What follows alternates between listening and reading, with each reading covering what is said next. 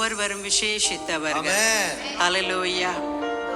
இந்த உலகத்திலே எங்களை யாரெல்லாம் வேண்டாம் என்று சில நேரங்களில் ஒதுக்குவார்கள். ஆனால் அந்த இடத்திலே தேவன் எங்களை உயர்த்தி எங்களை அவர் மகிமைப்படுத்துகிற தெய்வம். ஹல்லேலூயா. அவருடைய பிள்ளைகளை அவர் எப்பொழுதுமே நினைவில் கொண்டிருக்கிறார். உங்களுடைய சிந்தைகள், எண்ணங்கள், உங்கள் இருதயங்கள் எல்லாம் தேவனை நோக்கி இருக்கும் என்று சொன்னால் ஒரு நாளும் மறவாத தெய்வம் அவர். ஹல்லேலூயா. அவரை மட்டும் நம்புங்க.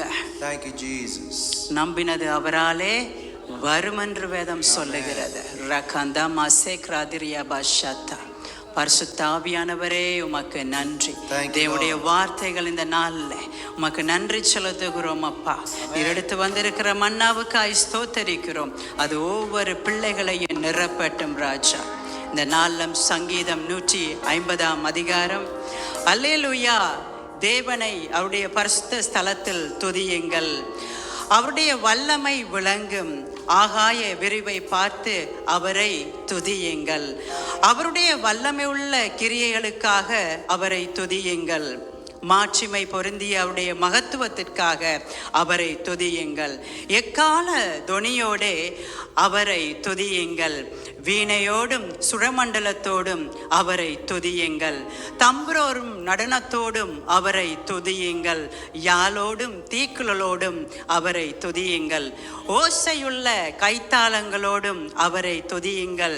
பேரோசையுள்ள கைத்தாளங்களோடும் அவரை துதியுங்கள். சுவாசமுள்ள யாவும் கர்த்தரை துதிப்பதாக. அல்லேலூயா. ஒருவேளை இந்த பூமியிலே ஏதோ ஒரு அனர்த்தம் வந்து இன்னைக்கு இன்டர்நெட் இல்லாமல் போகலாம், வாத்திய கருவிகள் வாசிக்க முடியாமல் போகலாம். ஆனால் கர்த்தர் எங்களுக்கு கொடுத்த நிச்சயத்துவம் ஒன்று உண்டு. கைத்தாள ஓசையோடு நாங்கள் தேவனை துதிப்போம். இந்த பூமியிலே கர்த்தருடைய தொனி ஒலித்துக் கொண்டே இருக்கும். யாராலும் அவருடைய வார்த்தைகள் இந்த நாளில் பிரவாகித்துக் கொண்டிருக்கும் பொழுது அதை விட்டு யாரும் விலக மாட்டாங்க. ஏனென்று சொன்னால் அவர்கள் விசுவாசிக்கும் பொழுது அது கிரியை செய்வதை போல இந்த நாளில் எந்த சூழ்நிலை வந்தாலும் உங்கள் கரங்கள் உண்டு. கைகளை தட்டி நீங்கள் துதிக்கும் பொழுதெல்லாம் உங்களுக்கு விடுதலை உண்டு. ஹல்லேலூயா.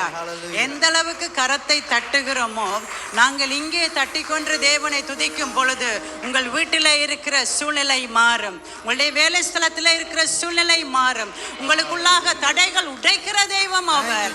எல்லா விதமான அசுத்த கிரியைகளை விட்டு ஓடி போகிற நேரம் அது. ஹல்லேலூயா. அவரை நாங்கள் துதிக்க போகிறோம். கைத்தாளத்தோடு நாங்கள் தேவனை ஆராதிப்போம்.